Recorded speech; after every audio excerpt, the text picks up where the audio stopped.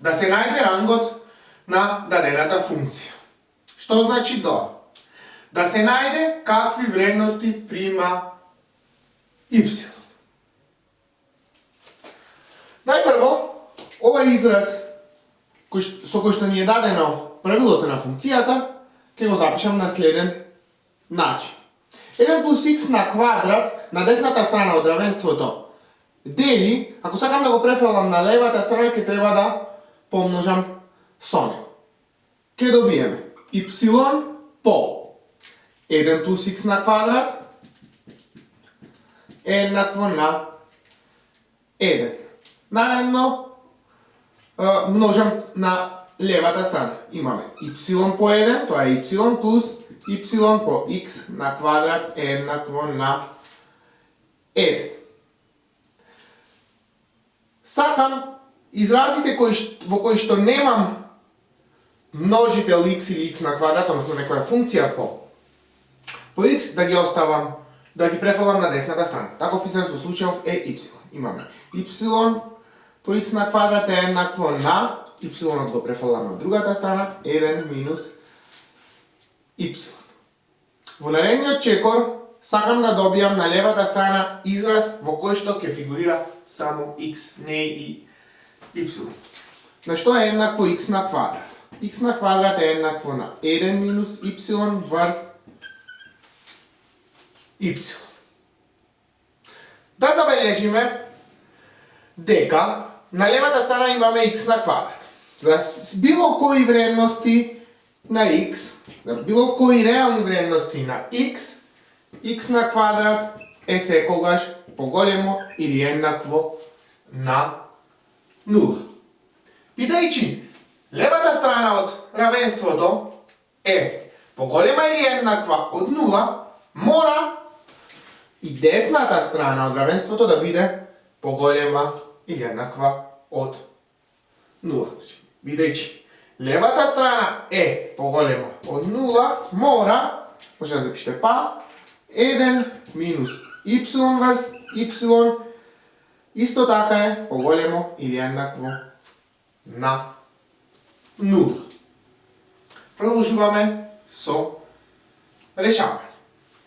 Тука имаме количник. Еден израз врз друг израз. Кога кај количникот имаме број, кога за количникот се добива број поголем или еднаков на 0. Кога во броителот имаме позитивен број и во именителот имаме позитивен број, или кога во броителот имаме негативен број или еднаков на 0, а во именителот исто така имаме негативен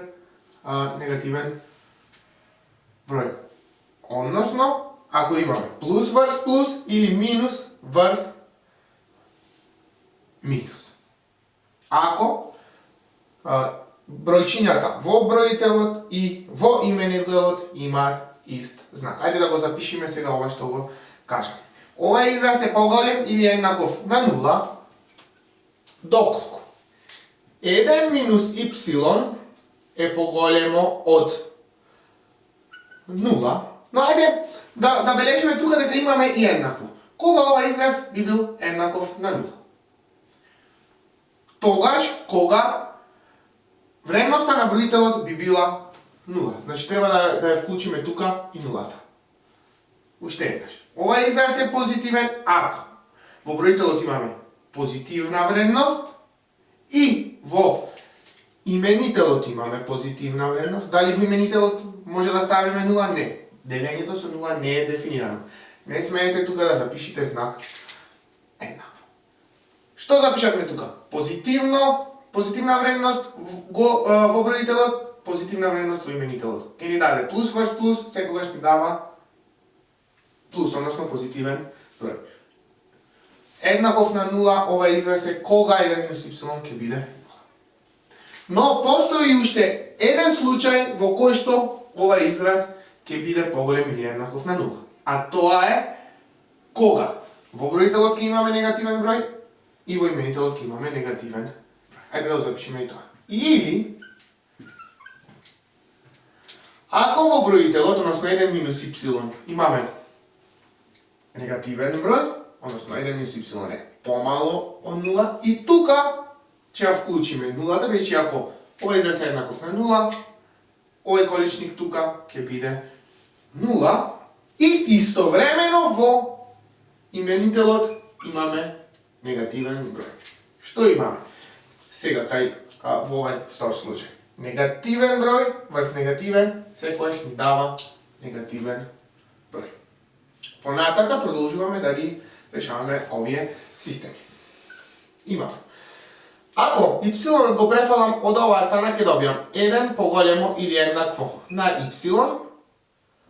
Втората неравенка е веќе решена, односно y е поголемо од 0, или веќе не е решена, туку е запишена во добар облик или подобен, како што сакаме да ја доведеме и горната, или имаме на аналогно и тука y ќе префалам од оваа страна.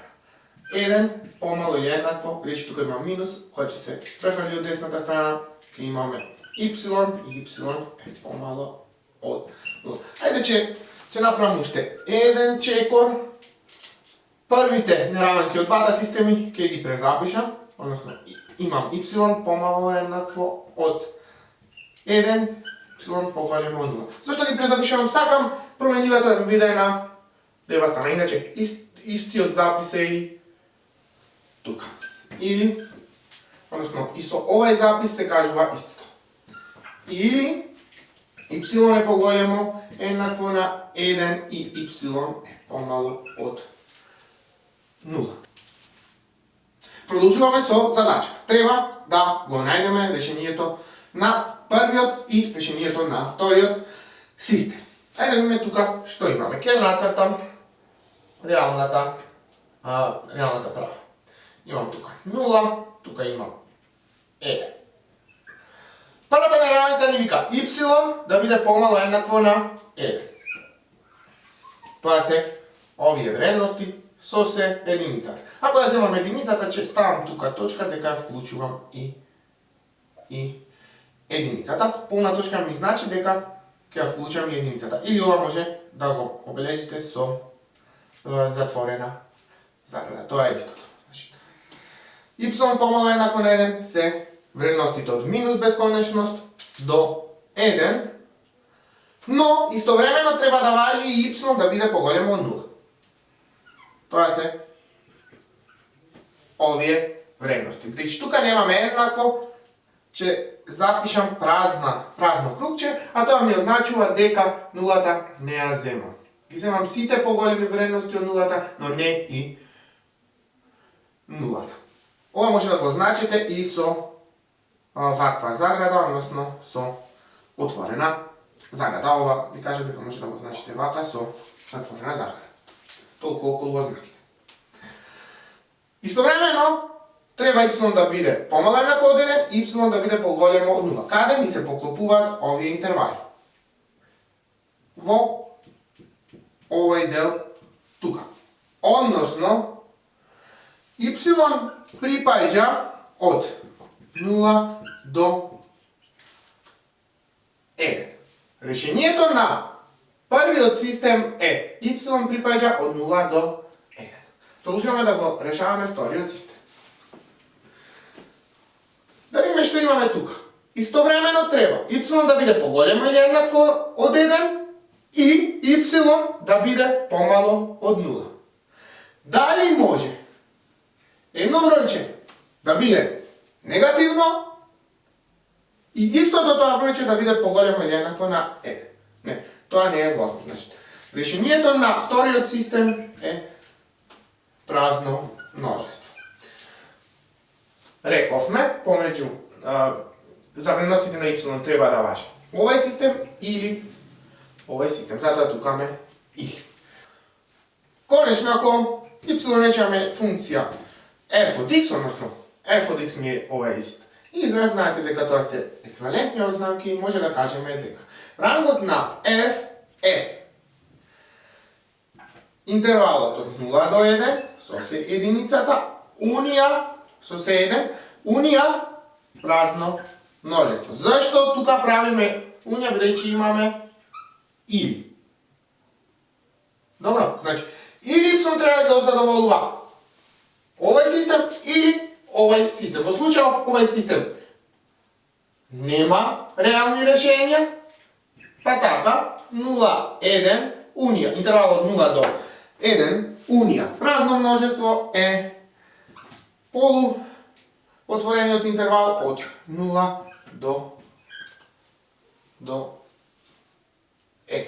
Со тоа, ова задача е решена. И може да кажем дека на рангот на функцијата y е еднакво на 1 врз 1 плюс x на квадрат е од 0 до 1.